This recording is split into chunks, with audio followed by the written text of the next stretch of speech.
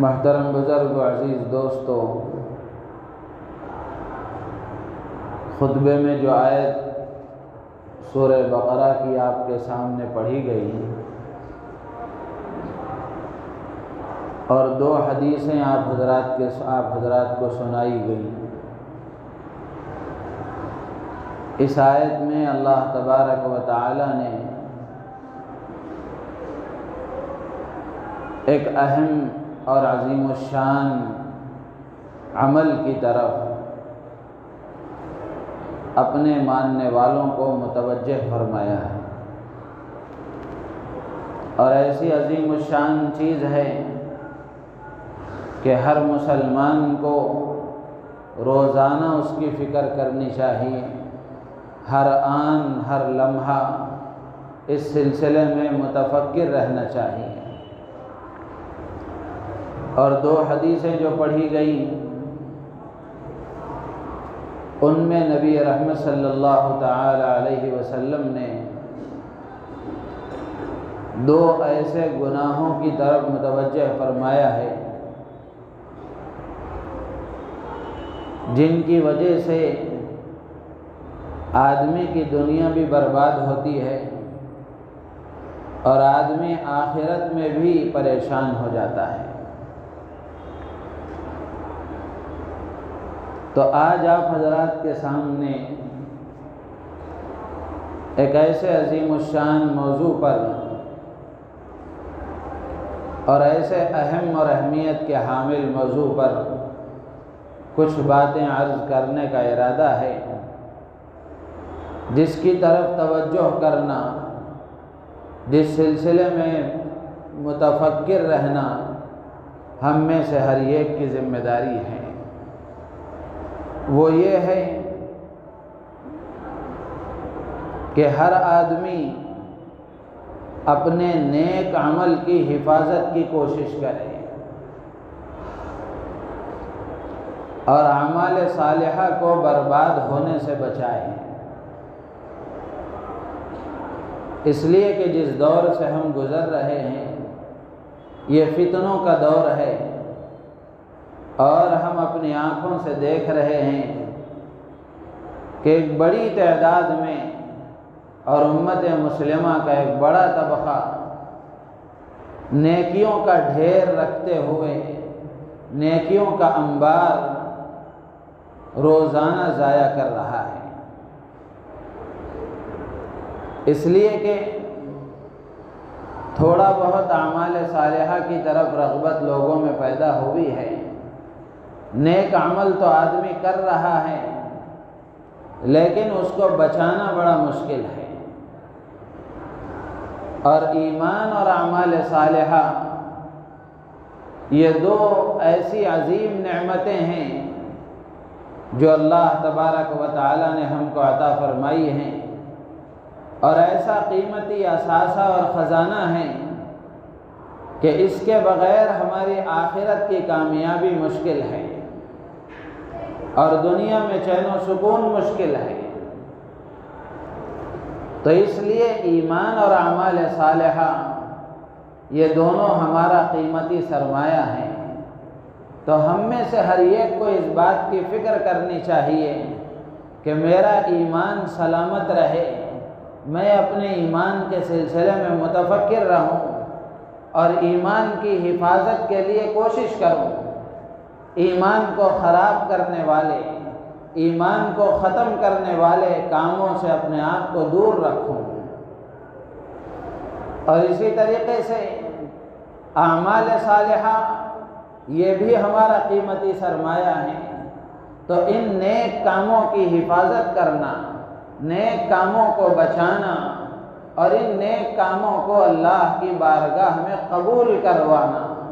یہ ہم میں سے ہر ایک کی ذمہ داری ہے۔ تو ہم میں سے ہر ایک کو اس بات کی فکر کرنی چاہیے کہ ہم اپنے نیک اعمال کے سلسلے میں متفکر رہیں کہ ہمارے نیک اعمال ضائع نہ ہوں، برباد نہ ہوں، اور اس کو برباد کرنے والے کام کیا ہیں ان کو معلوم کر کے ان سے دور رہنے کی ہم فکر کریں۔ تو اس سلسلے میں آج کچھ باتیں عرض کی جائیں گی کہ نیک اعمال برباد کیسے ہوتے ہیں اور نیکیاں ضائع کیسے ہوتی ہیں، اور ان کو ضائع کرنے والے کام کیا ہیں جن میں میں اور آپ اور امت مسلمہ کا ایک بڑا طبقہ لگا ہوا ہے۔ تو یہ اس وقت کا حساس اور انتہائی اہمیت کا حامل موضوع ہے، اس لیے کہ نیک کام کر لینا کافی نہیں ہے، بلکہ نیکی کو بچانا بھی ضروری ہے۔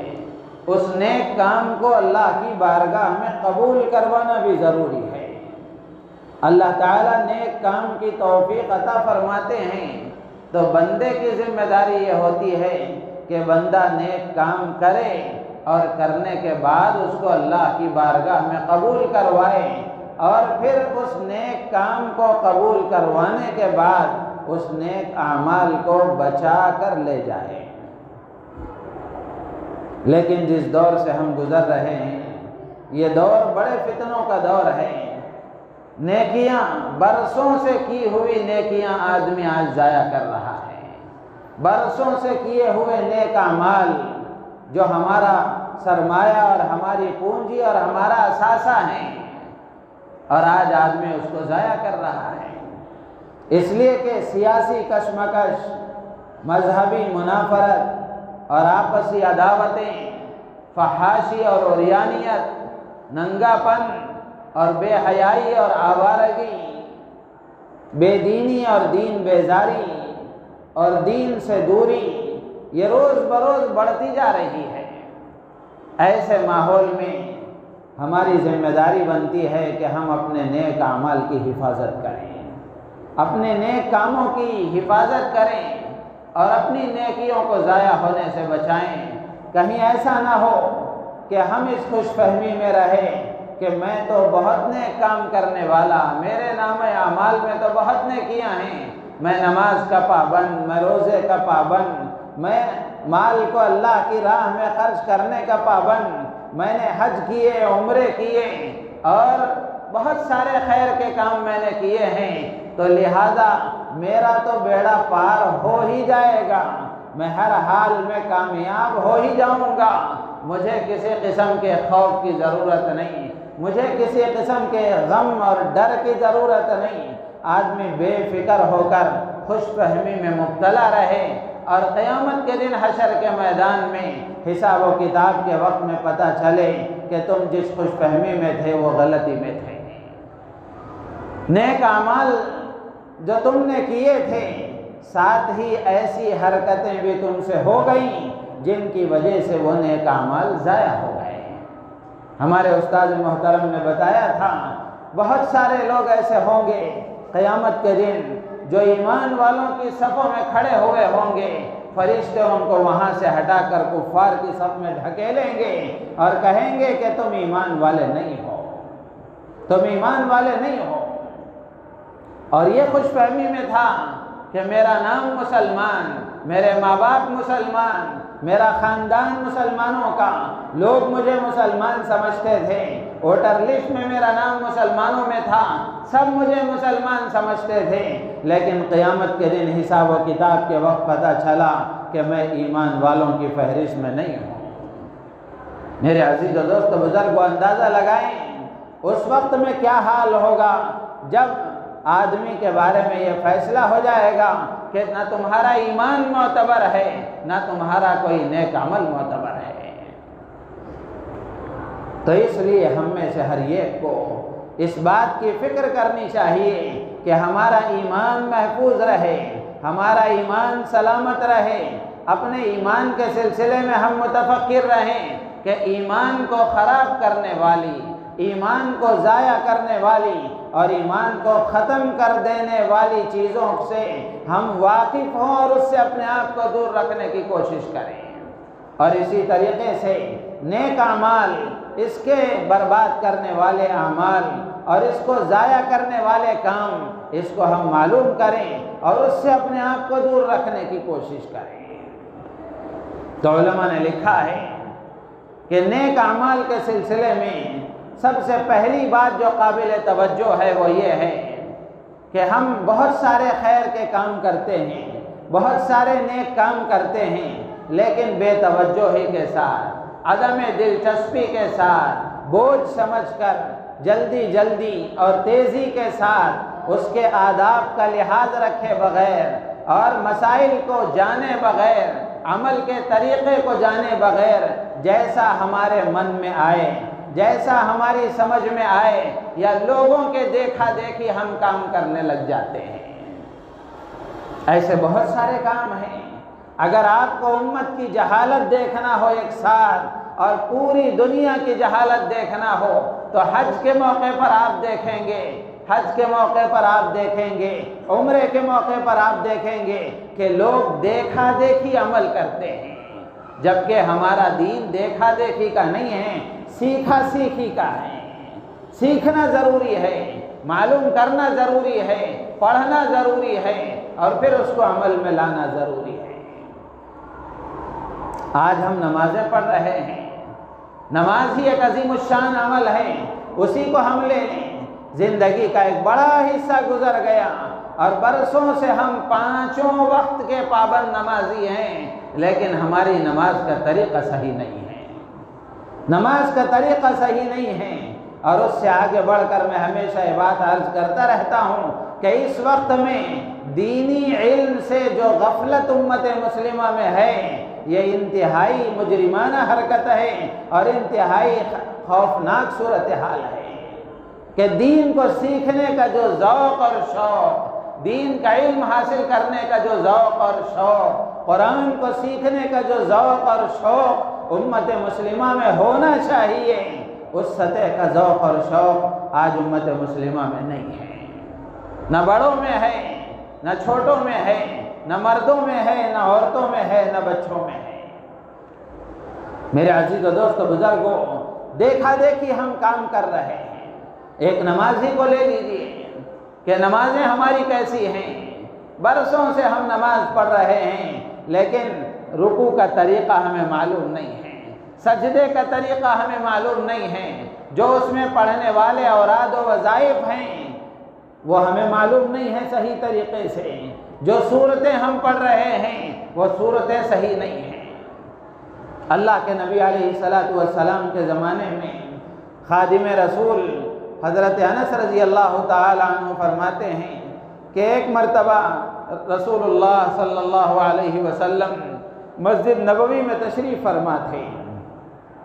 ایک صاحب آئے، آ کر انہوں نے نماز پڑھی اور نماز پڑھ کر وہ واپس جانے لگے۔ رسول اللہ صلی اللہ علیہ وسلم نے ان کو بلایا اور بلا کر فرمایا ارجع فصلی فإنک لم تصلی، جاؤ واپس تم نماز پڑھو اس لیے کہ تم نے نماز نہیں پڑھی۔ اللہ کے نبی نے جو فرمایا لم تصلی، لم عربی کا ایک لفظ ہے لم، تو اس کو اللہ کے نبی نے استعمال فرمایا کہ تم نے نماز نہیں پڑھی،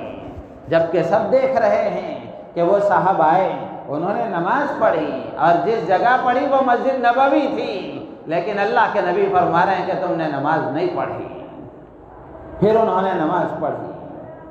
اللہ کے نبی صلی اللہ علیہ وسلم نے واپس جاتے وقت میں دوبارہ ان کو بلایا، 3 مرتبہ یہی معاملہ ہوا۔ اللہ کے نبی نے فرمایا ارجع فصلی فإنک لم تصلی، جاؤ نماز پڑھو اس لیے کہ تم نے نماز نہیں پڑھی۔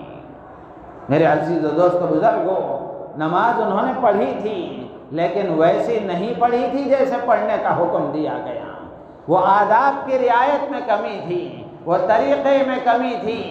جس کی وجہ سے اللہ کے نبی نے فرمایا کہ تم نے نماز نہیں پڑھی۔ اور اللہ کے نبی علیہ السلام نے ایک روایت میں تو یہاں تک فرمایا ان الرجل لیصلی 60 سنۃ فما تقبل له صلاۃ۔ اللہ کے نبی صلی اللہ علیہ وسلم فرماتے ہیں کہ آدمی 60 سال نماز پڑھتا ہے لیکن اس کی ایک نماز بھی اللہ کی بارگاہ میں قبول نہیں ہوتی۔ کمی نماز کے مسائل کو معلوم کرنے میں ہے، نماز کے طریقے کو سیکھنے میں ہے۔ میرے عزیز و دوست بزرگوں، یہ باتیں اس لیے عرض کی جا رہی ہیں کہ ہر ایک کے اندر شوق پیدا ہو سیکھنے کا، ہر ایک کے اندر ذوق پیدا ہو علم کے حاصل کرنے کا، ہر ایک کو فکر لگے اس بات کی کہ میرا عمل صحیح ہو، میرا ایمان صحیح ہو، میری نیکی صحیح ہو، میرے نیک کام صحیح ہو، اس لیے کہ یہی ہمارا سرمایہ ہے، یہی ہمارا سرمایہ ہے۔ تو ان حدیثوں کو سامنے رکھ کر آپ خود غور کریں، ہم خود غور کریں، اور ہم میں سے ہر ایک اپنا جائزہ لے کر کے دیکھیں کہ ہمارے نیک کام کی کیا صورتحال ہے۔ ایک نماز کی مثال میں نے آپ کو دی، ایسے ہی زکوٰۃ میں لے لیں، روزے میں لے لیں، حج کے معاملے میں لے لیں، نفلی صدقات کے معاملے میں لے لیں، اور اسی طرح دین کے اور دوسرے شعبوں کے جو احکام ہیں، دین کے اور دوسرے شعبوں کے جو اعمال ہیں، ان کی ادائیگی کے سلسلے میں ہم دیکھ لیں۔ تو اس لیے مردوں کو بھی چاہیے، عورتوں کو بھی چاہیے، بڑوں کو بھی چاہیے، چھوٹوں کو بھی چاہیے کہ وہ اپنے اعمال کی حفاظت کی فکر کریں، وہ اپنے نیک کاموں کے بچانے کی فکر کریں۔ آدمی نیک کام کر بھی رہا ہے لیکن وہ کرنا بھی نہ کرنے کے حکم میں ہے، وہ کرنا بھی نہ کرنے کے حکم میں ہے۔ تو اس لیے اپنے نیک کاموں کو بچانے کی فکر میں ہونا ضروری ہے۔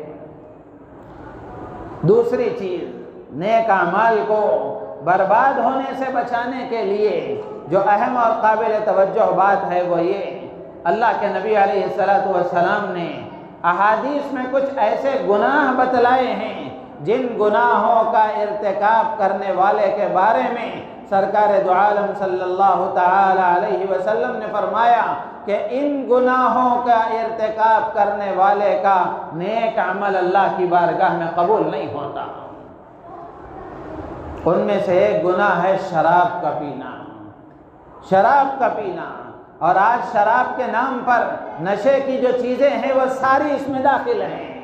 وہ سب اس میں داخل ہیں۔ گانجا استعمال کرنے والے ہوں یا اور نام بھی مجھے معلوم نہیں ہے کیا کیا استعمال کرتے ہیں اور کیا کیا اس کی شکلیں ہیں جو نشے کی ہیں۔ اور آج ہمارے خود محلے میں اور امت مسلمہ میں میرے عزیز و دوست بزرگوں، نوجوانوں کا بڑا طبقہ، نوجوان بچے بھی، نوجوان بچیاں بھی اس میں ملوث ہیں۔ اور اللہ کے نبی فرماتے ہیں الخمر ام الخبائث، کہ شراب ساری برائیوں کی جڑ ہے، ساری برائیوں کی جڑ ہے۔ جب آدمی نشے میں آ جاتا ہے تو پھر اس کا دماغ ٹھکانے پر نہیں ہوتا، اس کی عقل کام کرنا بند کر دیتی ہے، پھر وہ جو چاہے کرنے لگتا ہے، اچھے برے کی تمیز اس میں نہیں ہوتی۔ اللہ کے نبی صلی اللہ علیہ وسلم نے فرمایا کہ آدمی جب شراب پی لیتا ہے تو اللہ کے نبی فرماتے ہیں 40 دن تک اس کی نماز اللہ کی بارگاہ میں قبول نہیں ہوتی۔ اندازہ لگائیں، ایک مرتبہ آدمی پیتا ہے، اللہ کے نبی یہ فرما رہے ہیں جو روزانہ پینے کا عادی ہے۔ اور ہم اخبارات میں پڑھتے ہیں کہ فلاں علاقے میں فلاں علاقے میں کہ زہریلی شراب پینے کی وجہ سے اتنے لوگوں کی موت ہو گئی۔ تو جو شراب پیتا ہوا مر گیا اس کا کیا حال ہوگا؟ اللہ کے نبی نے فرمایا فَإِن مَاتَ وَهِيَ فِي بَطْنِهِ مَاتَ مِيتَةً جَاهِلِيَّةً۔ اللہ کے نبی فرماتے ہیں کہ اگر کوئی آدمی اس حال میں مر گیا کہ شراب اس کے پیٹ میں تھی، پیتا ہوا مر گیا، تو وہ جاہلیت کی موت مرا۔ اور یہ گناہ عام ہے، نشہ عام ہے۔ نوجوانوں نے اس کو یہ سمجھ لیا کہ یہ ٹینشن دور کرنے کا ایک ذریعہ ہے اور ذہن کو سکون دینے کا ایک ذریعہ ہے، اپنے نفس کی ہوس کو پورا کرنے کا ایک ذریعہ ہے۔ نوجوانوں اچھی طرح یاد رکھو، جو نشے کا عادی ہے اس کی دنیا بھی برباد ہے، آخرت بھی برباد ہے۔ دنیا بھی برباد ہے، آخرت بھی برباد ہے۔ صحت بھی وہ برباد کر رہا ہے، عقل بھی وہ برباد کر رہا ہے، دین بھی وہ برباد کر رہا ہے، دنیا بھی وہ برباد کر رہا ہے۔ آپ دیکھ لیں، جو نشے کا عادی ہے اس کی صورت سے سمجھ میں آتا ہے، اس کے چہرے سے سمجھ میں آتا ہے کہ گال اندر تک چپکے ہوئے ہیں اور چہرے پر بے نوری اور بے رونقی ہے، لعنت برس رہی ہے چہرے پر۔ ضرورت ہے اس بات کی کہ امت مسلمہ کا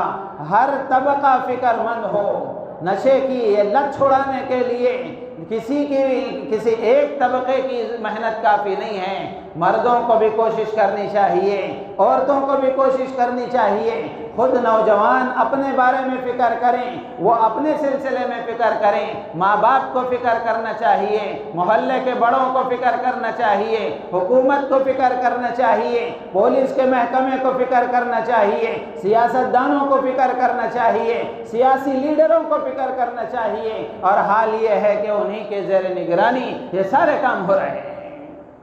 یہ سارے کام ہو رہے ہیں۔ اللہ کے نبی صلی اللہ علیہ وسلم فرماتے ہیں کہ شراب یہ ام الخبائث ہے، اور آدمی پی لیتا ہے 40 دن تک اس کی نماز قبول نہیں ہوتی۔ میرے عزیز و دوست و بزرگوں، اب تو ہمیں کم از کم اندازہ کر کے اپنے اندر تبدیلی لانے کا فیصلہ کرنا چاہیے۔ حالات جو ہیں ملک کے، ریاست کے، شہر کے اور پوری دنیا کے جو حالات ہیں، یہ حالات اس بات کا پیغام دے رہے ہیں ہر مسلمان کو اور ہر انسان کو کہ اپنے پیدا کرنے والے کی طرف رجوع کرو، اپنے اللہ کی طرف واپس آؤ، اپنے نبی کے دامن سے وابستہ ہو جاؤ، نبی کی لائی ہوئی شریعت کو مضبوطی سے تھام لو۔ یہی حالات کے سدھار کا واحد حل ہے، یہی واحد حل ہے۔ جب تک ہم اپنی زندگیوں کو تبدیل نہیں کریں گے، اللہ تبارک و تعالی بھی حالات کو نہیں بدلیں گے۔ اللہ نے قرآن میں صاف فرمایا، ان اللہ لا یغیر ما بقوم حتی یغیروا ما بانفسہم۔ اللہ تعالیٰ اس قوم کی حالت اس وقت تک نہیں بدلتے جب تک وہ قوم خود بدلنا نہیں چاہتی۔ اللہ کو کیا ضرورت پڑی ہے ہماری؟ اللہ ہمارے سجدوں سے بے نیاز ہے، اللہ ہمارے صدقات سے بے نیاز ہے، اللہ کو ہماری نمازوں کی کوئی ضرورت نہیں، ہمارے روزوں کا اللہ محتاج نہیں، ہماری زکوٰۃ کا اللہ محتاج نہیں، ہماری عبادتوں کا اللہ محتاج نہیں۔ اللہ وراء الورا ہے، اس کی شان روزانہ بلند ہوتی رہتی ہے۔ ہماری عبادتوں کی وجہ سے اس کی شان میں کوئی بڑھوتری نہیں ہوتی، اور ہماری نافرمانیوں کی وجہ سے اس کی شان میں کوئی گھٹتا نہیں ہے، کوئی گھٹاؤ نہیں آتا۔ میرے عزیز و دوست و بزرگوں، ان گناہوں کی طرف متوجہ ہونے کی ضرورت ہے اور فکر کرنے کی ضرورت ہے کہ کیا یہ گناہ میرے اندر ہے۔ ہر آدمی جائزہ لے، اپنے بچوں کا جائزہ لے، اپنی عورتوں کا جائزہ لے، اپنے خاندان قبیلے کا جائزہ لے، اپنے پڑوسیوں کا جائزہ لے، اس لیے کہ امت محمدیہ میں پیدا ہونے والا تنہا اپنی ذات کا ذمہ دار نہیں ہے، بلکہ پوری امت کا ذمہ دار ہے، پوری امت کا ذمہ دار ہے۔ ہر آدمی کو اپنے ساتھ اپنی اولاد کی، اپنے بیوی بچوں کی، اپنے ماں باپ کی، اپنے بھائی بہنوں کی، اپنے رشتہ داروں کی، اپنے اڑوس پڑوس والوں کی فکر کرنا چاہیے۔ یا شیخ اپنا دیکھ کا قصہ نہیں ہے، بلکہ آدمی کو اپنی فکر کے ساتھ ساتھ دوسروں کی فکر کرنا چاہیے۔ اسی طرح اللہ کے نبی صلی اللہ علیہ وسلم نے ایک اور حدیث میں ارشاد فرمایا، 3 آدمی ایسے ہیں جن کی نماز ان کے کانوں سے اوپر نہیں جاتی، یعنی ان کی نماز قبول نہیں ہوتی۔ ان میں سے اللہ کے نبی صلی اللہ علیہ وسلم نے ارشاد فرمایا، امرأۃ باتت وزوجها علیہا ساخط۔ اللہ کے نبی فرماتے ہیں ان میں سے ایک عورت وہ ہے جو رات اس حال میں گزارتی ہے کہ اس کا شوہر اس سے ناراض ہے۔ شوہر کی ناراضگی، شوہر کی نافرمانی، آج عورتوں نے اس کو ہلکا عمل سمجھ لیا ہے۔ دونوں میں دین نہ ہونے کی وجہ سے شوہر ایسی حرکتیں کرتا ہے جس کی وجہ سے بیوی اس کی فرما بردار بننے کو تیار نہیں، یا بیویوں کے اندر ایسا دین نہیں ہے اور دین کی ایسی سمجھ نہیں ہے اور ایسی تربیت ان کی نہیں ہوئی ہے کہ وہ اپنی شوہروں کی وفادار بنے۔ میرے عزیز و دوست بزرگوں، ہم گھروں کا جائزہ لے کر کے دیکھ لیں، روزانہ کتنی مرتبہ ایسا ہوتا ہے کہ شوہر بیوی سے ناراض ہو جاتا ہے، اور کتنی راتیں ایسی گزر جاتی ہیں، کتنی راتیں ایسی گزر جاتی ہیں، اور اللہ کے نبی فرماتے ہیں کہ یہ عمل وہ ہے جس کی وجہ سے ان کی عبادتیں اللہ کے ہاں قبول نہیں ہوتی۔ تو اس لیے مردوں کو بھی چاہیے، یہ صرف عورتوں کے بارے میں نہیں ہے، یہ جو بات کہی جا رہی ہے کہ شوہر کی نافرمان عورت کی عبادتیں اللہ کے ہاں قبول نہیں ہوتی، تو آپ خوش ہو کر گھر میں جا کر کہیں کہ تمہاری نماز اگر قبول نہیں ہوگی اگر تم میری بات نہیں مانو گے، میری نافرمانی کرو گے تو تمہاری نمازیں بھی قبول نہیں ہوں گی۔ بلکہ آدمی کو ایسا ماحول بنانا چاہیے اور گھر میں بیوی کے ساتھ ایسا سلوک کرنا چاہیے، ایسی محبت اس کو دینا چاہیے کہ وہ آپ کی وفادار بن کر رہے، وہ آپ کی وفادار بن کر رہے۔ اللہ کے نبی صلی اللہ علیہ وسلم نے حدیث میں عورت کے بارے میں فرمایا کہ عورت کے اندر جو ٹیڑھا پن ہے وہ فطری ہے، وہ ختم ہونے والا نہیں ہے، وہ وقت کی ولی ہو یا وقت کی ولی کی بیٹی ہو، ٹیڑھا پن اس میں ضرور ہے، یہ فطری ہے۔ اور اللہ کے نبی گویا یہ فرما رہے ہیں، ہمارے استاد محترم نے بخاری کے سبق میں یہ حدیث پڑھاتے ہوئے بتایا تھا کہ عورت کا ٹیڑھا پن عورت کے لیے حسن ہے، خوبصورتی ہے۔ جیسے تیر چلانے کے لیے کمان ہوتا ہے، یہ ٹیڑھا ہی ہوتا ہے۔ اگر آپ یہ سوچیں کہ نہیں اس کو سیدھا کر کے چلانا چاہیے تو تیر نہیں چلے گی۔ تو اللہ کے نبی صلی اللہ علیہ وسلم نے فرمایا کہ عورت میں ٹیڑھا پن ہے، اگر تم اس کو سیدھا کرنے جاؤ گے تو یہ سیدھا نہیں ہوگا بلکہ ٹوٹ جائے گا۔ اللہ کے نبی صلی اللہ علیہ وسلم نے یہ عورت کی طبیعت کیوں بیان فرمائی؟ ہمارے استاد محترم بتاتے تھے اللہ کے نبی صلی اللہ علیہ وسلم نے عورت کا عیب بیان کرنے کے لیے یہ نہیں فرمایا، بلکہ عورت کا مزاج اور عورت کی طبیعت مردوں کو بتاتے ہوئے اللہ کے نبی صلی اللہ علیہ وسلم نے مردوں کو ترغیب دی کہ عورت تو ہے ہی ایسی، اس کے ساتھ نبھانا سیکھو، اس کے ساتھ زندگی گزارنا سیکھو، اس کو لے کر چلنے کا مزاج بناؤ۔ اللہ نے تمہیں مرد بنایا ہے، مرد کی ذمہ داری ہے کہ وہ گھر کا ماحول ایسا بنائے۔ اگر مرد بات بات پر ناراض ہو جائے اور عورت پر لعنت برستی رہے تو کیا عورت کی لعنت صرف عورت تک محدود رہے گی؟ پورا گھر اس کی لپیٹ میں آئے گا۔ تو اس لیے میرے عزیز و دوستو بزرگوں، اللہ کے نبی صلی اللہ علیہ وسلم فرماتے ہیں کہ 3 آدمی ایسے ہیں جن کی نماز ان کے کانوں سے اوپر نہیں جاتی۔ ان میں سے ایک عورت ہے جو اپنے شوہر کو ناراض کرتی ہے اور رات اسی حال میں گزارتی ہے کہ اس کا شوہر اس سے ناراض رہتا ہے۔ ہاں، شوہر اگر بدچلن ہے، بد کردار ہے، بد اخلاق ہے، ظالم ہے، تو ایسے شوہر کی ناراضگی کا کوئی اعتبار نہیں ہے، ایسے شوہر کی ناراضگی کا کوئی اعتبار نہیں ہے۔ یہ 1000 بار ناراض ہو جائے اللہ کے ہاں عورت پر کوئی لعنت نہیں برسے گی۔ تو اس لیے مردوں کی ذمہ داری یہ ہے کہ وہ شادی کے بعد کی زندگی گزارنا سیکھیں، شادی کے بعد کی زندگی کے احکام سیکھیں اور اس کے بعد کے مسائل کو سیکھیں۔ تو میرے عزیز و دوست بزرگوں، ایسے بہت سارے اعمال ہیں، ترتیب سے گناتے جائیں تو کئی جمعہ لگ جائیں گے۔ اللہ کے نبی صلی اللہ علیہ وسلم نے جن کے بارے میں فرمایا کہ یہ گناہ کا ارتکاب اگر آدمی کرے گا اس کی عبادتیں اللہ کی بارگاہ میں قبول نہیں ہوں گی۔ تو اس لیے 2 باتیں میں نے عرض کی ہیں، ایک شراب اور نشے سے متعلق اور دوسری عورتوں سے متعلق ہے۔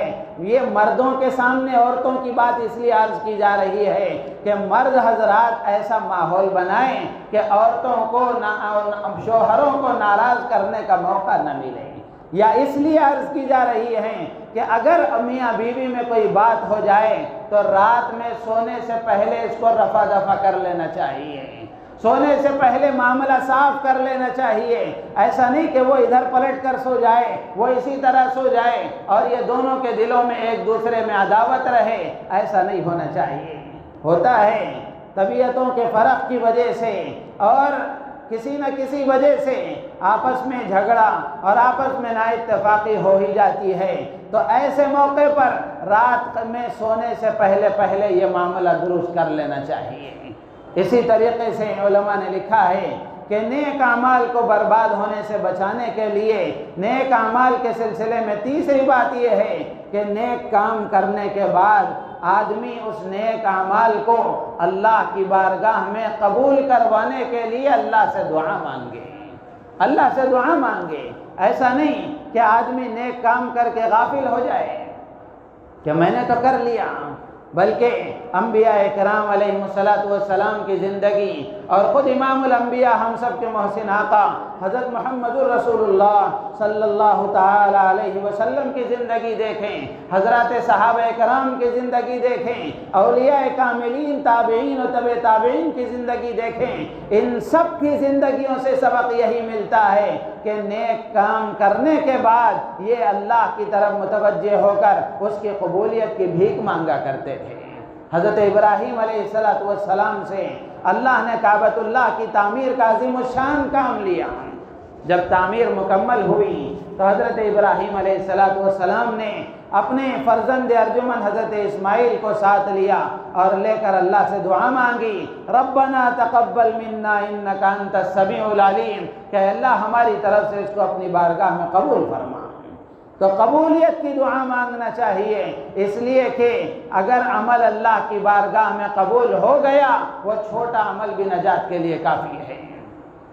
اور اگر اللہ کی بارگاہ میں عمل قبول نہیں ہوا تو بڑے سے بڑا عمل بھی نجات نہیں دلا سکتا۔ تو اس لیے ہر عمل کے کرنے کے بعد، ہر نیک کام کے کرنے کے بعد ہمیں اللہ کی طرف متوجہ ہو کر اللہ سے قبولیت کی بھیک مانگنا چاہیے کہ اے پروردگار، تو نے اس نیک کام کی توفیق عطا فرما کر مجھ پر احسان فرمایا، جس فضل سے تو نے توفیق عطا فرمائی اسی فضل کا واسطہ دے کر تجھ سے بھیک مانگتا ہوں کہ یہ نیک کام اپنی بارگاہ میں قبول بھی فرما۔ قبولیت کی بھیک مانگنا چاہیے۔ ایسے اور بھی مثالیں ہیں کہ جس میں حضرات انبیاء کرام علیہم السلام نے اور خود امام الانبیاء کے کئی واقعات ہیں اور کئی حالات ایسے ہیں جس میں اللہ کے نبی علیہ السلام نے نیک عمل کے بعد اللہ سے قبولیت کی دعا مانگی ہے۔ اور اسی طریقے سے علماء نے لکھا ہے کہ نیک عمل کو ضائع ہونے سے بچانے کے لیے آدمی کے اندر تقوی ہونا ضروری ہے۔ تقوی ہونا ضروری ہے۔ تقوی اگر ہوگا، اللہ کا ڈر اور خوف ہوگا تو پھر آدمی کا عمل اللہ کے ہاں قبول ہوگا۔ قرآن پاک میں اللہ تعالیٰ نے حضرت آدم علیہ السلام کے دو بیٹوں کا واقعہ ذکر فرمایا، حابیل اور قابیل کا، جس میں حابیل اور قابیل کے قصے میں ایک جملہ حضرت آدم کے بیٹے کی زبان سے وہ نکلا کہ وہ جملہ اللہ نے قیامت تک کے لیے قرآن میں نقل فرمایا، بلکہ ایک اصول بیان فرمایا، انما یتقبل اللہ من المتقین، اللہ تبارک و تعالی اپنے پرہیزگار بندوں کا عمل ہی قبول فرماتے ہیں۔ متقی لوگوں کا عمل ہی اللہ کی بارگاہ میں قبول ہوتا ہے۔ تو اس لیے تقوی پرہیزگاری، تقوی نام ہے اللہ کے ڈر اور خوف کا، تقوی نام ہے اللہ کے حکموں کو پورا کرنے کا، تقوی نام ہے اللہ کی نافرمانی سے بچنے کا۔ علماء نے لکھا ہے تقوی کہتے ہیں امتثال اوامر کو اور اجتناب نواہی کو،